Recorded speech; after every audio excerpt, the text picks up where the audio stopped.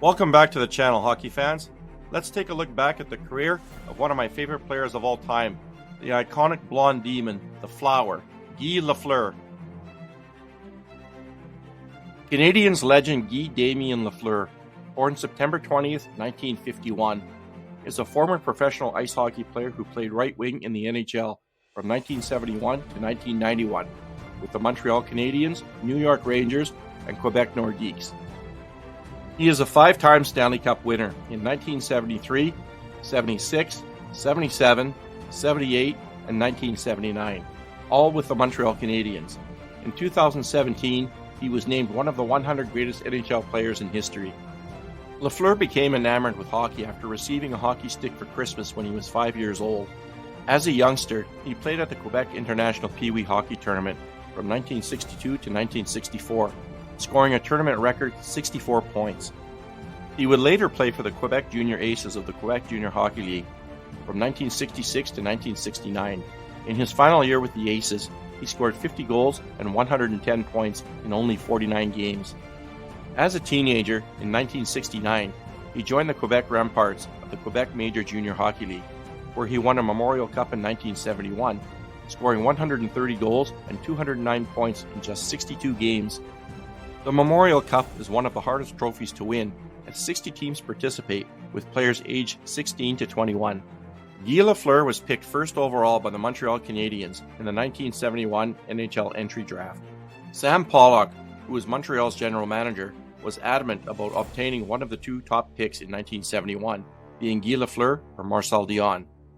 To have access to those players, Pollock convinced Charles Finley, owner of the California Golden Seals, to trade Francois Lacombe and their 1971 first-round pick to Montreal in exchange for Montreal's 1970 first-round pick and defenseman Ernie Hickey. In his first 3 years in Montreal, Lafleur struggled to meet expectations. Consequently, his confidence suffered. By contrast, Marcel Dionne, the number 2 pick in Detroit, was an immediate success, leading his team in scoring.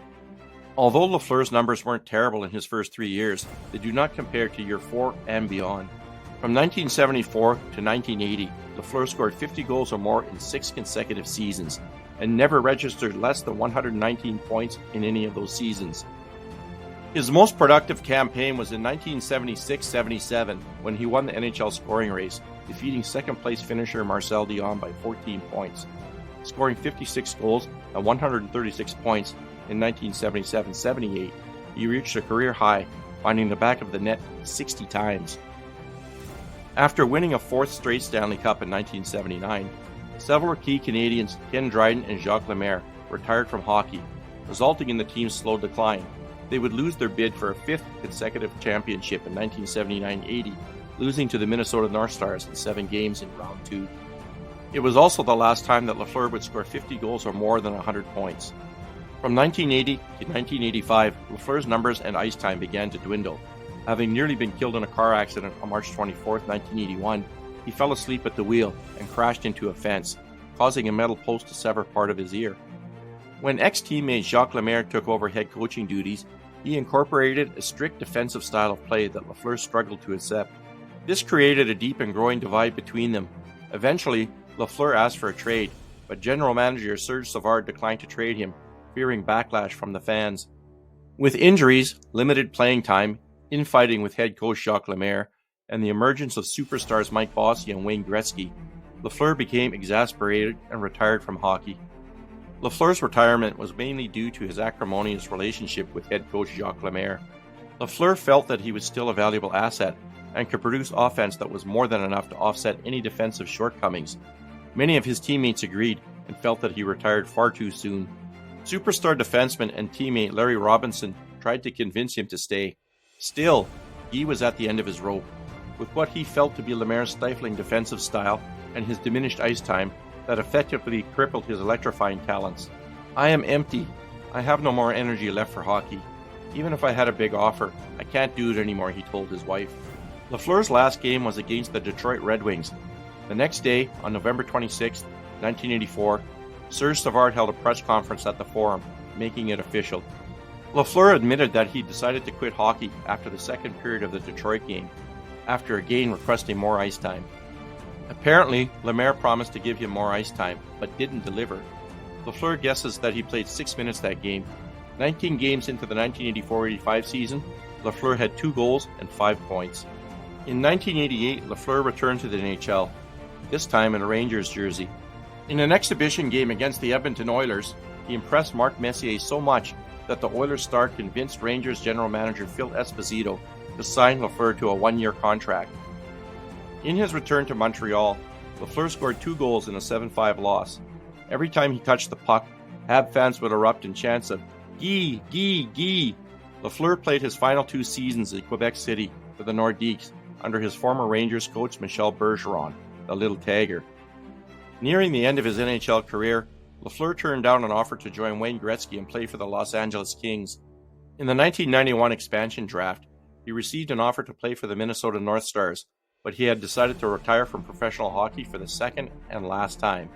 On September 26, 2019, Lafleur underwent quadruple bypass heart surgery.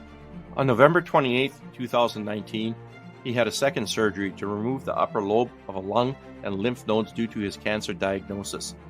In October 2020, he announced that his lung cancer had returned. Dr. Mustafa Tefi, oncologist hematologist at the hospital, said Lafleur would begin immunotherapy and chemotherapy.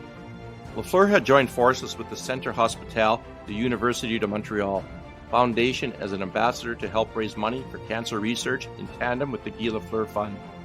Many other NHL celebrities have pledged their support to aid Lafleur in his fight. Wayne Gretzky, Patrick Roy, Mario Lemieux, and Yvan Cournoyer.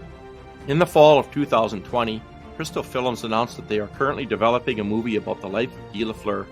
Producer Christian LaRouche has been given the go-ahead from the Lafleur family. The script will be written by Luc Picard. A director has yet to be determined.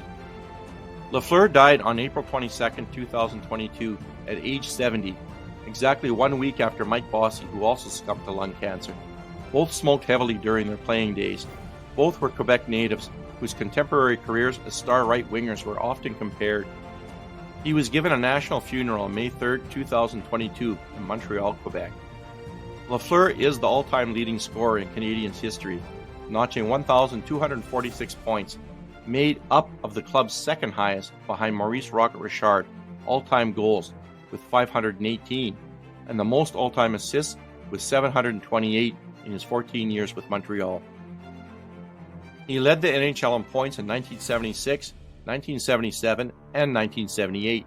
He tied for a Montreal club record with Steve Shutt for goals in a season with 60 in 1977-78, and holds the franchise record for points in a season with 136 in 1976-77.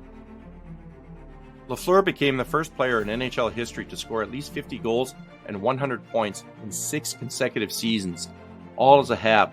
Lafleur was also the fastest player at the time to reach 1,000 points, doing so in only 720 games. That record has since been broken by Wayne Gretzky, Mario Lemieux, and 3 others. Guy Lafleur, known as the Flower and the Blonde Demon, was a legendary ice hockey player who was celebrated for his exceptional playing style and achievements. He led the Montreal Canadiens to 5 Stanley Cup victories, becoming a hero in Quebec and an icon in the sport.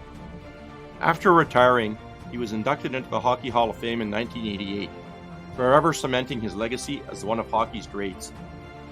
Hey hockey fans, if you like this content, please hit that subscribe button. You can also follow my blog at https://tedtalkshockey.com, and remember to keep your stick on the ice.